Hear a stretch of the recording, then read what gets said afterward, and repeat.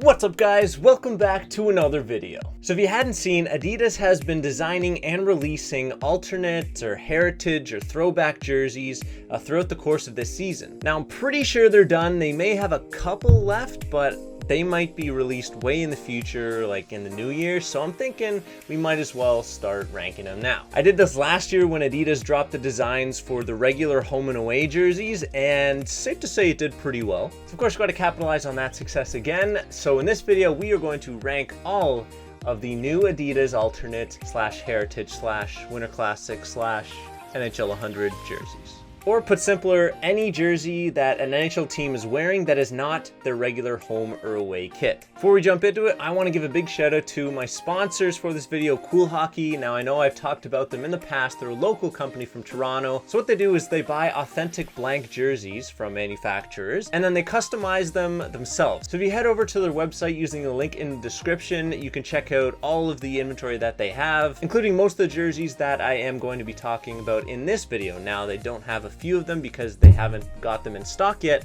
but they will later on down the road, so be sure to hit them up if your favorite team's jersey isn't in stock just yet. I'm going to be going through 21 of those jerseys in this video, and Cool Hockey is going to give us their rankings as well, and we'll put them side by side up at the end and summarize. And just know that if I'm ripping on your team's jersey, it doesn't necessarily mean I'm ripping on your favorite team, with the exception of the Minnesota Wild, because I just don't like them. All right, let's get into it.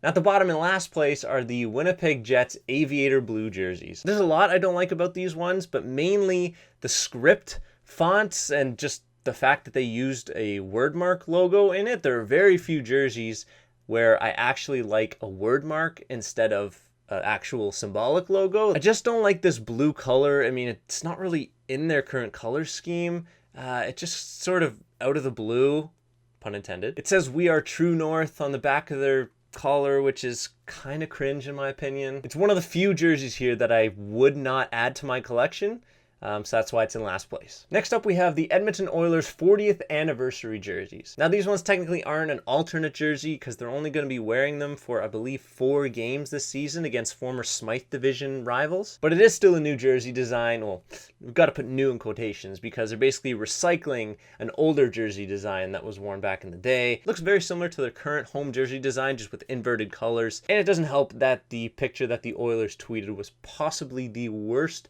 and least flattering picture they could have taken. Usually I do like the creative additions that Adidas has put in the collar designs, but like Winnipeg, this one just seems kind of cheesy, to be honest. Although they are wearing a special 40th anniversary patch, which has 5 cups on it for the 5 Stanley Cups that they've won in franchise history. So I appreciate that little nod to history, and that's why it is second last at number 20. Right above them are the LA Kings, who kind of dropped the ball here. Honestly, I was hoping for a purple and gold throwback, but instead they kept their gray and black and white color scheme, which, I mean, why? You're trying to be different, and it is different, but it's not as different as an alternate jersey should be, in my opinion. Once again, it's pretty plain. It's a gray jersey with a few black stripes here and there, and a nod to history and the collar design with a couple cups. But other than that, it's pretty disappointing, and that's why I got it third last. Now, this one technically wasn't released this year, but I have to include it because by definition, this video is about jerseys that are not home or away that are being worn by the team, and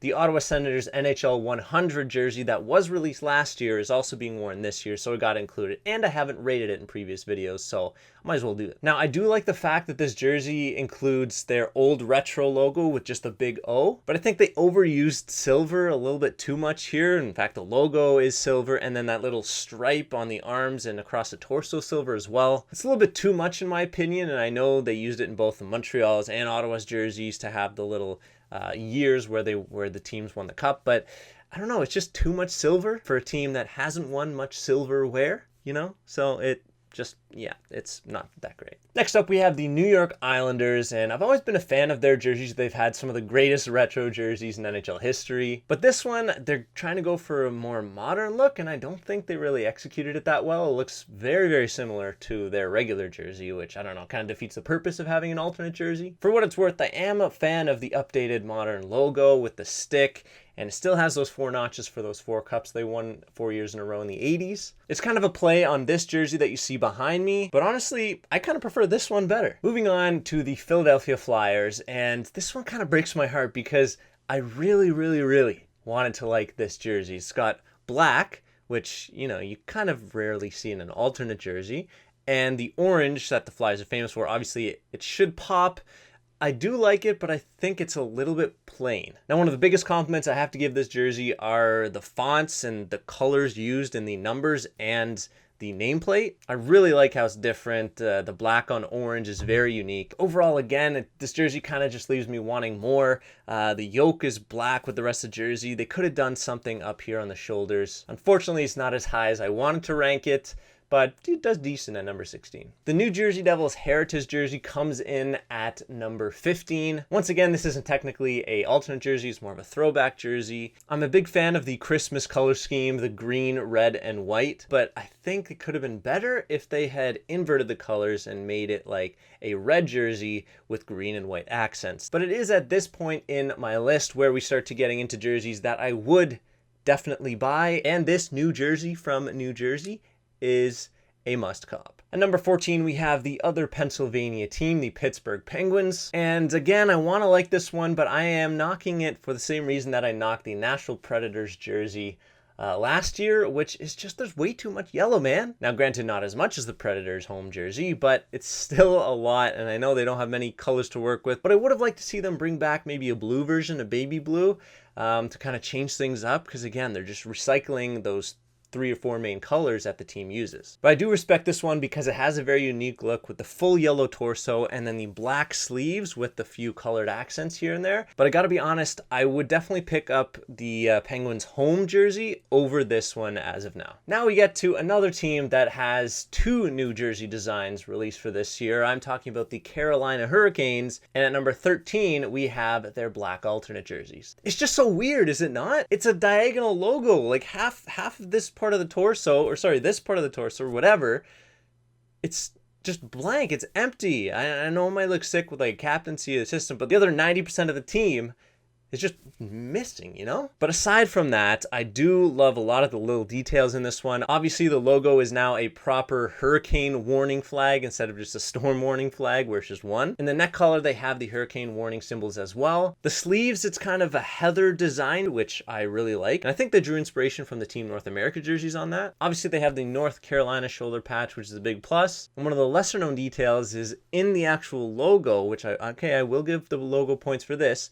is in between the top and bottom flag is an outline of the state of North Carolina. At number 12, we have the Washington Capitals alternate jersey. And if you've stayed up to date with the Washington Capitals jersey history, you'll know it's a nod to one of their earliest jersey designs, but it does look very similar to one of the more contemporary jersey designs that they use in like the Winter Classic, that they used for alternates previously, but just an inverted color scheme. Overall, I do love the use of different colors in the shoulders, the torso, and the striping, but if there's any NHL team in history that was meant to have Russian players on its roster, it was Washington. And again, they could be a little bit more subtle in their patriotism. Could have lost a few stars here and there. I like the ones on the sleeves, the ones above the logo, not so much. You already have the logo there. Why do you need more stuff? But anyways, it's a solid jersey, and it sits right in the middle at number 12. If I had decided to make this video earlier on in the year, I probably would have had the Anaheim Ducks alternate pretty close to the top. But over time, I just kind of sort of fell out of love with this jersey. I was super excited that they were bringing back the Mighty Ducks logo with the face mask and the sticks, but then they changed some of the key colors that were from the original jersey. Like the main torso color is black instead of like a burgundy, you know? And I know they've moved on from the Mighty Ducks era and they're now in the Anaheim Ducks phase, and they have to give nods to their, you know, current state in the Orange County with the orange sticks, but it just, you know what? If you're going to bring back something, don't change it all that much, you know? Just bring it back, make your money, clean your hands, that's it. But regardless, I still love the Mighty Ducks logo, and I would definitely cop a Getsu version of this jersey for sure. Now, kicking off our top 10 here, we have the St. Louis Blues alternate. Now, once again, this is kind of a revival of one of their older jersey designs with the kind of paler blue color and adding a cream color instead of the white. Obviously keeping the yellow there. But I like it more than the Anaheim one because they just brought it back and didn't change much. It's pretty simple. I love how the colors contrast and combine together, and I love the use of the cream white color in the numbers. Also, of course, in the neck design, and I did get this wrong when I was spitting facts about every NHL team in a previous video. It is the city flag in the collar, not the state flag. At number 9, we have the Boston Bruins, who are bringing back a jersey from the 1930s into the 21st century. Now, usually I would cringe a little bit when I see brown on a jersey, but they do pull it off in this case, and it does have historical significance, so that's why I'll give it points for it. Once again, it has a design in the collar. It has 6 shamrocks representing each of the cups that the Boston Bruins franchise has won. Another check mark on the TDI checklist is a shoulder patch, which they do have, the Winter Classic patch, of course. But in the Winter Classic battle of jersey designs, it loses to the Chicago Blackhawks. At number 8, we have the San Jose Sharks, who are finally bringing back a black jersey design. And this one they're calling their stealth jersey. The one thing that stands out about this one is it has a really cool sleeve design there that no other jersey has, so I really like that. And I've been waiting for a new look San Jose Sharks jersey, and the black one is really nice. It of course has a shoulder patch with a secondary logo on it, but the one thing I was hoping for is to see more Erik Karlsson goals in this jersey, and it's just not happening right now. At number 7, we have the Calgary Flames alternate jersey, and this one is kind of the opposite of most of the jerseys I'm talking about here. I saw it at first, I didn't love it too much, but over time, and as I've seen it in action on the ice, I've actually come to love it a lot more. Once again, it's an older jersey design that they are bringing back. I really like the white Flames logo on the front. It's a really nice change from the red or black versions that we've seen on their home and away jerseys. And the color scheme is just nice. The red, yellow, and white is super clean. The jersey design itself, I love the striping on the arms and down below at the waistline. And the fonts and numbers themselves are really nice too. The jersey is just fire. I'll leave. At number 6, we have the Columbus Blue Jackets, once again bringing back an older alternate jersey design. Usually I like a creative or historically significant color design. This one is one of the teams that's a little bit cringe. It says "We fight, we march." Maybe it's their team slogan, I don't know. I know they've got cannons and it's, you know, that ties to the Civil War and such in Columbus. But what I like most about this is the colors, and I will say it right now, the Blue Jackets have the best number font in the league by far. Just based on those alone, I'm very tempted to get either a Werenski or a Panarin version of these. It's so sick. It's also one of the few teams to have laces on the neck, so that's also a plus. It's got noticeably darker in this video. I'm going to fix my lighting and then we'll get into the top 5. In 5th spot, we have the Colorado Avalanche alternate jerseys, and they brought their Colorado Rocky logo design back. As we've kind of all been waiting for, they've also got a Colorado shoulder patch, and they've kept their color scheme simple. They got a silver yoke, which is really nice, really fresh. They got the burgundy on the sleeves there, and the rest of it is the torso that still not sure if it's blue or purple. They've also got laces, but it's that clean lace look, nothing dangling here, which I surprisingly like. The one miss here was of course not having anything on the collar. I would have liked to see something. They have won cups in the past, so why not throw a design on there?